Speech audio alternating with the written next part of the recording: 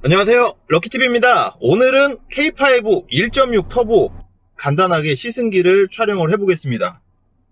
제가 전에 2.0 가솔린을 타봤는데요, 오늘 타보는 거는 1.6 터보고 등급은 시그니처의 풀옵션입니다. 1.6이 D컷 핸들이 적용이 되었고 렉 구동형 MDPS가 장착이 되어 있어요. R타입 MDPS죠. 그리고 8단 자동 변속기고 2.0 가솔린은 6단 자동 변속기가 장착이 되어 있어요.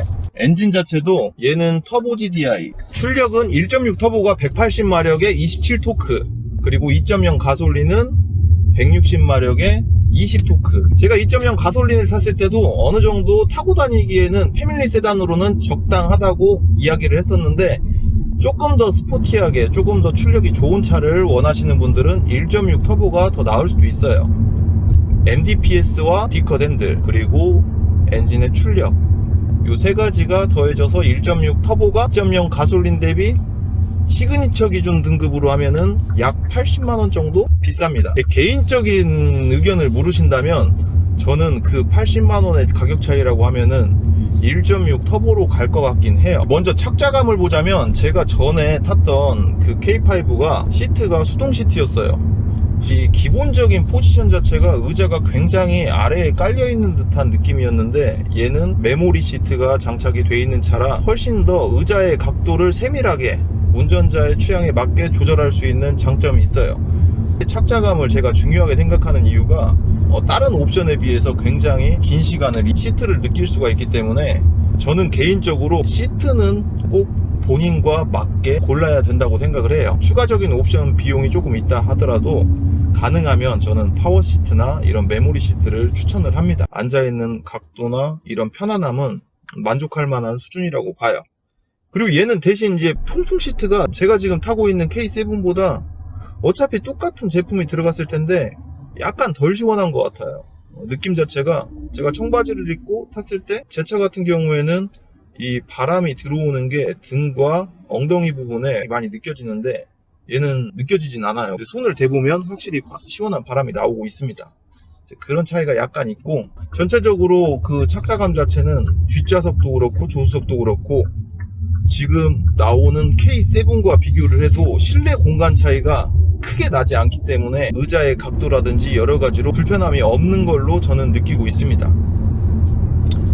그리고 이제 소음과 진동을 보자면, 제가 오늘은 간단하게 타보기 때문에 정확하게 얘기를 할 수는 없겠지만은, 제가 느낀 바로는 소음, 진동 이런 것들은 불편함이 전혀 없을 걸로 생각이 들고요. 시그니처 등급이라 윈드실드와 앞 도어까지는 다 이중접합 차음 유리가 적용이 됐어요. 그래서 외부에서 들려오는 소음이 시끄럽다 이런 느낌은 없고요. 이 차가 4,800km 탄 차기 때문에 거의 신차 수준의 컨디션을 갖고 있어요. 요즘 나오는 2.0이나 1.6 터보의 중형 자동차 진동과 소음은 거의 느낄 수 없다고 봅니다. 이 차도 마찬가지로 그 정도의 소음과 진동 수준이고요. 대신 이 차는 18인치 휠 타이어를 끼고 있기 때문에 바닥면에서 느껴지는 그런 진동도 16인치에 비해서는 살짝 더 느낄 수가 있고, 소음도 약간 더 들리긴 해요. 근데 그 차이가 굉장히 크진 않기 때문에 문제될 건 없다고 보고요. 승차감 보자면은 서스펜션은 2.0 가솔린과 동일하지만 18인치 휠 타이어를 끼고 있다 보니까 승차감이 단단하다고 느낄 수가 있을 것 같아요. 이런 도로에서는 굉장히 좋은 느낌인데, 약간 울퉁불퉁한 도로를 만나면 조금 단단하게 느껴지는 그런 승차감이 있습니다. 이렇게 방지턱 같은 경우에도 18인치 치고는 부드럽게 반응을 하는 편이에요. 저는 개인적으로 현대기아차의 가장 큰 장점 중에 하나가 이 승차감인 것 같아요. 이렇게 일반적인 도로에서는 어느 정도 단단함도 느끼고, 이렇게 도로의 어떤 불규칙한 충격에 대해서는 어느 정도 부드러운 반응을 보이기 때문에 개인적인 취향으로는 이 부분은 굉장히 마음에 들어요. 큰 장점이라고 보고요. 패밀리 세단으로는 부족감 없는 그런 승차감을 갖고 있습니다. 휠이 커졌다 해서 이제 코너링이 안정적이거나 그러진 않아요. 코너를 틀었을 때 그 느낌은 16인치 휠을 장착한 2.0 가솔린과 거의 비슷한 쏠림이었어요. 운전자가 느낄 정도의 그런 안정감이 더 추가되거나 이런 느낌은 크진 않은 것 같습니다. 거의 미세해요.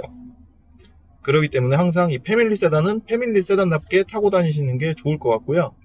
이제 한 가지, 예를 들어서 뭐 R타입 핸들 때문에 이런 안정감이 운전자가 체감할 수 있을 정도로 확 올라가거나 그러진 않습니다. 이제 여러 가지 복합적인 상황이 전체적으로 조합이 돼서 운전자로 하여금 좀 안정감을 느낄 수 있게 되는데, 얘는 R타입 핸들 어느 정도 이 정확한 그 조향감을 갖고 있고, 그리고 18인치 휠 타이어를 껴줘서 운전자가 체감할 수 있는 안정감은 1.6 터보가 조금 더 좋은 것 같아요. 그리고 이 차의 출력이 지금 180마력 27토크인데 2.0 가솔린이 160마력 20토크예요. 누군가 그게 체감이 될 정도로 차이가 있냐라고 물어보신다면은 어느 누가 운전을 해도 체감이 될 정도의 출력 차이긴 해요. 10마력 정도만 차이가 나도 조금 예민하신 분들은 느낄 수가 있는데 20마력의 7토크의 차이면 어느 정도는 다 느낄 수가 있을 정도의 출력 차이가 있습니다. 그리고 이 차 같은 경우는 1.6 터보라 스포츠 모드를 놓으면 가상 사운드도 들립니다. 가상 배기음이 그렇게 이질감 있게 들리진 않아요. 제 기준으로 봤을 때는 저는 자연스럽게 괜찮다고 봅니다. 이 배기음 자체가. 저는 개인적으로 제네시스 G70 탔을 때도 이 배기음이 어느 정도 들려서 나름 괜찮았던 걸로 보여요. 이질감도 크게 없고, 이게 이제 실내에서만 들리는 거예요. 밖에서는 안 들리고, 이 실내에서 들었을 때는 운전자로 하여금 나름 스포츠 모드의 운전의 재미를 좀 더 느낄 수가 있어요. 급가속을 한번 해보겠습니다.